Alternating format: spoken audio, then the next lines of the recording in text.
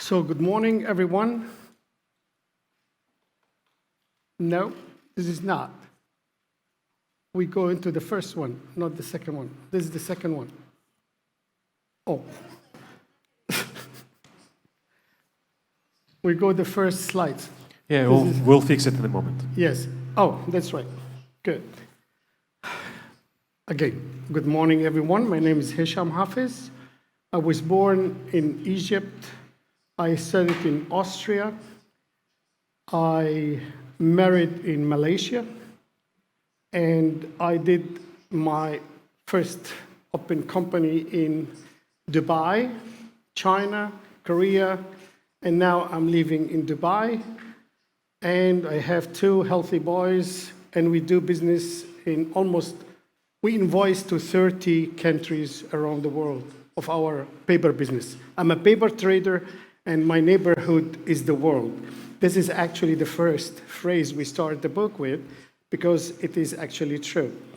So today I will represent actually the global innovator, how nations have hold and lost their innovative ages.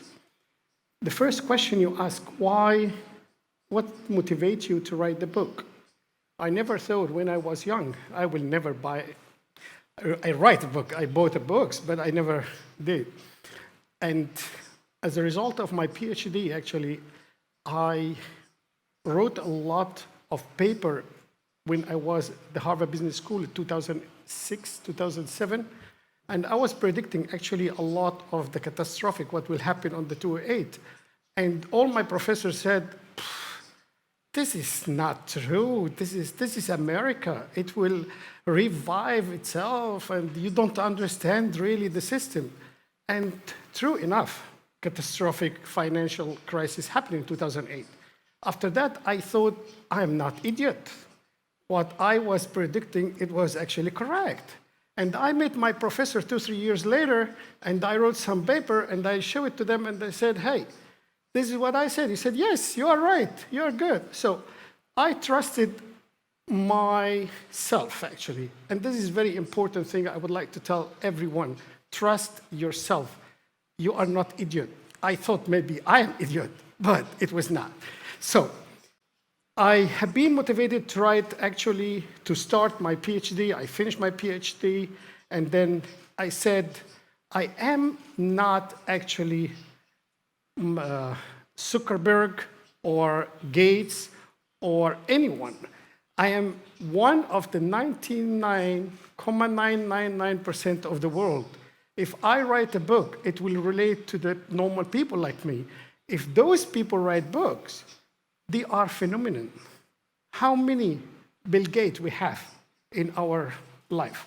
How many Zuckerberg, Facebook we have in our life? So that's why I was very motivated, actually, to write the book. And my professor at the Harvard Business School as well, they said, yes, it's a good material to start to print it. And of course, one of the main value, my parents. My father was all the time telling me, you should write a book about your experiences. Because I was around the world since I was 18 years old. I was on my own. So this is my story. Now, what is innovation? If I ask any one of you what innovation is, I will hear, I don't know how many of you, maybe 50, I will hear 50 definitions of what is innovation. And I couldn't explain to myself as well when I went to the school, what is innovation? The first lesson we got, it was an innovation class. And I didn't understand why I have to study innovation. This is an iPhone, Samsung. Why I'm here, actually, to study what? I didn't understand what innovation is.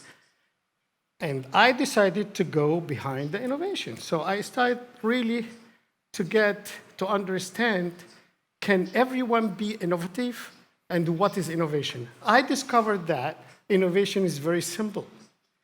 Innovation is any new idea or adapted, adjusted idea which can be executed to create value.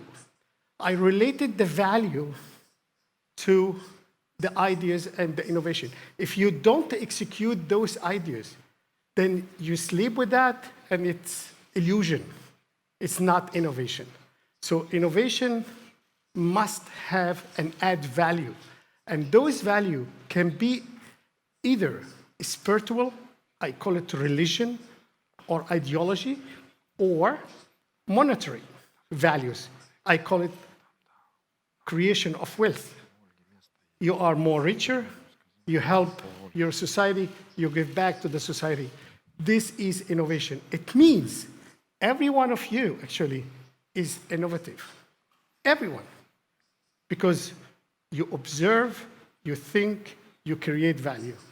This is very, very important. I came with that and I said, how can we make innovation process? What means if I tell, be innovative, you sell to your child or your coworker or the nations, be innovative, we need innovative nations. What does it mean?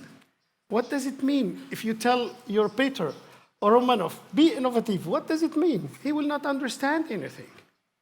So I said, let's go back what innovation is, how to start to be innovative, and how we started to be a human being. Innovation is very easy. We started with observation. Observation, you observe your surrounding. We're born as kids. We have been around and we look around, we touch everything, we put everything in our mouth in order to discover it. And we have the observation either this is a necessity to observe something wrong, or is a status quo. It is there and I would like to change, right? Everyone has the same, correct? Very important to encourage observation. Encourage observation in your children, encourage observation in your team work, encourage observation in your neighborhood. Observe me and don't be shy to think. I go into the second column of the innovation model, which is critical thinking. What means critical thinking? Critical thinking, if you like it or not, as soon as you observe something, if you look at something, your brain will trigger thinking. You like it or not, it doesn't matter. There is nobody is stupid. There is some people are lazy and some people they think about it, but nobody is stupid. And that's why the triggering of the thinking process, it's very important. When I thought about it, I think in order to create a liberal thinking society, free thinker, we have to give them liberal education. It will be lovely if we give them free education. And it's very important to get other people to come in to the thinking process. It means immigration. It means new blood. It means actually a competition of this thinking process. If you see your neighbor, he is black, white, blue, red, it is very important because it will encourage you to think. He's coming from a totally different background. He's coming from, I don't know where. You never heard about it, but it will increase your capability to create something in your brain. And I have seen it myself. I was immigrant, I went to Austria. I didn't know anything about anything, but I observed, and that was very, very interesting lessons for me. Let's encourage free thinking, liberal thinking, and please get out of caste, tradition. Yes, stay with the values, but increase and encourage your children, your coworker, your nation to say what they think. Has nothing to do with democracy, okay? We don't talk about politics here, but this is the truth. Just say what you think. And it's also very important, guys, the diversity of religion and background. It helps as well in the thinking process. So when we have the thinking process, we have a new idea, born new idea. Very good. How to execute this new idea in order to create value? The new ideas are born in a countries, what I observed in the last 30 years, they have a lot of free thinking. A lot of ideas came out of Sweden, out of America, out of Israel, out of so many places actually where they really enjoy freedom of thinking.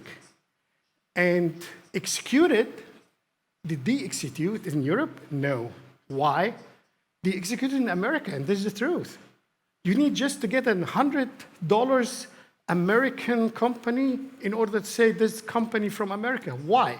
Because America started actually this process of investing in startup, investing in new ideas, investing in all kind of new ideas, whatever brought them to the system.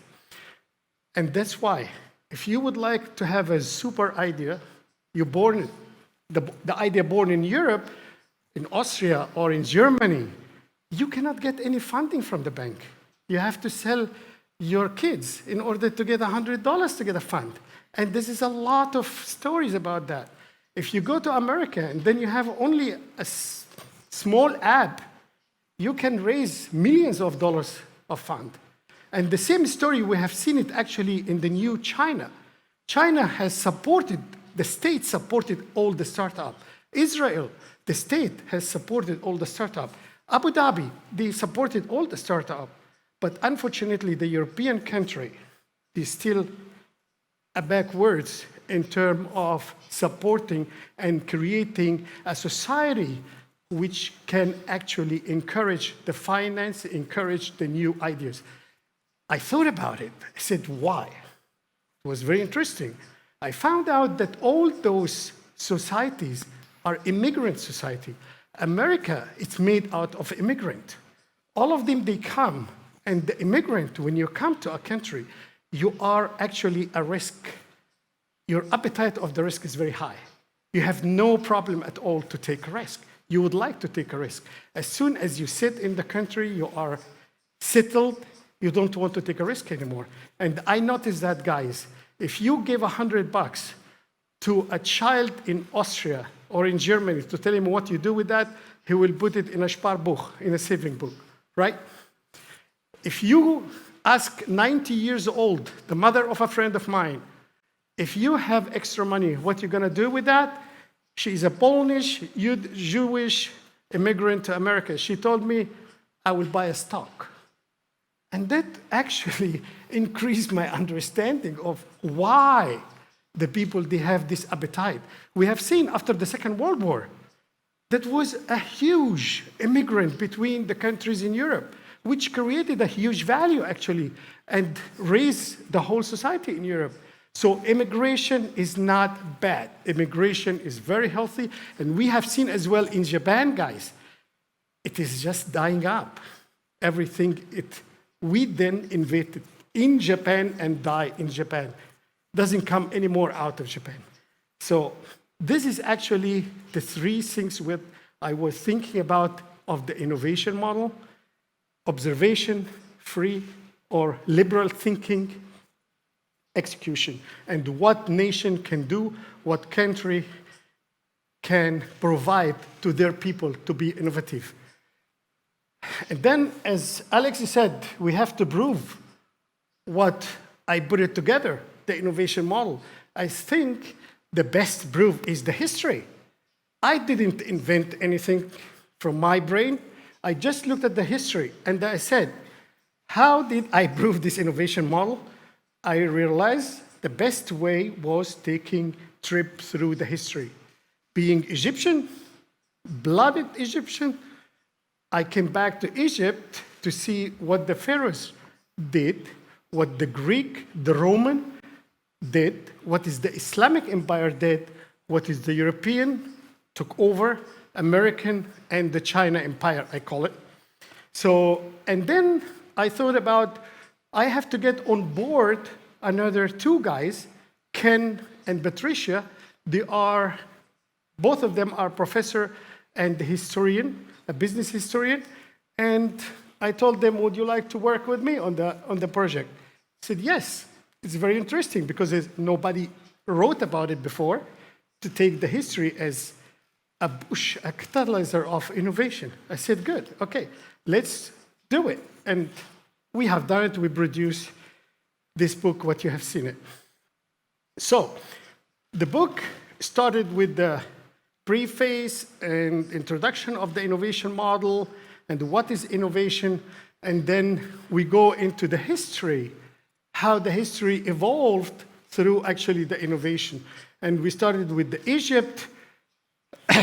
As I said, I am Egyptian.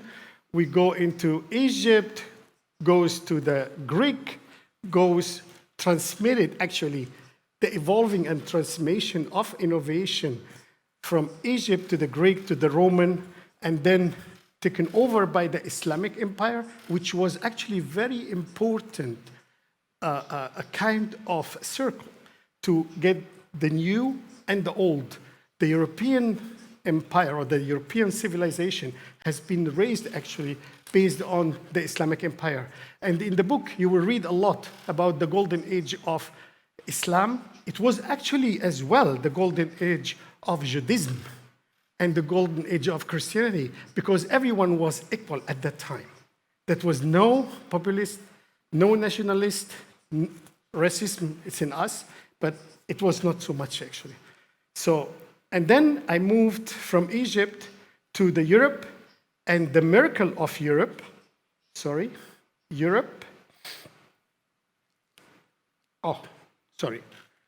but I have it in my mind, that doesn't matter. Can you get it back, please? Oh, this is China, no. We need Europe. So, where is Europe? Insist on China. No, Where is Europe? How can you get back to Europe? Get Europe. This on the left, Oh. this on the right. Okay. Okay? Okay. Europe. Okay. I studied actually Europe and the European Industrial Revolution, and it was mainly actually the started with the British and the German, and they have taken and got all the transmission from this Islamic Empire for 800 years. It was actually taken and has been modernized, and we start actually to see the new modern innovation, what we have seen it. Printing and powder, gunpowder, started actually Gutenberg in Germany, and we start the industrial actually paper. I mean, I'm a paper man, and I relate everything to paper business. So we have seen the machinery, industrial revolution. Europe has been really civilized society in those age, and it was the most innovative society in that time. After we have seen, after the Civil War in America, 1870, start the story to move to America. Actually, all of us, we say there's a copycat. Everything has been copied. Yes, this is true. A copycat is not actually bad. And the copying industrial things or civilization and the evolving and develop it, it's not a bad thing. It's a good thing. And it happens all the time. And it happens in you guys. Your child will actually imitate you. This is in our DNA, to imitate each other. We are Homo sapiens. We are Homo sapiens. We are human. It's normal to copy the other and evolve and develop the idea to create new values. It is very, very important. We don't need to be biased about China and we say, hey, everything is copy. No, everything has created a huge value. So America copied actually exactly what the British did. And the first machinery was in America. It was in an exhibition in London, 1910, made in United States. And that was a copycat, actually, of a machine in London. And that was not bad. That was very good. And America didn't have anything, because there's just a bunch of immigrants. They didn't have really industry, but they created. So we discuss in the book the American society, the American history, and the evolving of the American economy actually to be the top and the biggest economy in the world. and why America is still sitting on they are the head of the innovation path of the world. That is very, very important. Why? So, from America, we move to China. In how? China adopted the innovation actually since the 90s. And China was a very, very innovative society. In the 15th century, it was a very interesting. What I noticed that in the 15th century was a very innovative age. It was in the East, in the West, it was very, very innovative. And it was a lot of ships. The Chinese, they built huge boats, actually, almost 100 meters, 150 meters in the Tang and Song dynasty. They built it, and they have been around the world. They have been around the world. But nobody talk about it. Why? Because that was the second to this dynasty. They demolished everything what the Chinese did, or the old dynasty did. So that was not a transformation of innovation in the history of China. That's why you don't see it. One was very up, and the other one very down, because they don't want it. We have seen it in America for the last 4 years with Mr. Trump. America was a very globalized country, and Mr. Trump came and he wanted to kill the globalization. And that happens exactly in China in the 16th, 17th century. And we have seen how China have survived, actually, and revived their nation and their industry. In the last chapter, which is actually the age of anti-globalization, and as I said, globalization is biological and natural process. Yes, it is created by humans and carried in our DNA. The survive, the rise, the revive, it repeated itself all the time. And my greatest wish is that we will stay innovative, even in an age of anti-globalization. Innovation is the only way to survive. And I hope that all of us, we will survive, because the anti-globalization hated many times, and we have it of this world with the pandemic, which we will hear about it in the next session, actually, about the post-pandemic world. Thank you.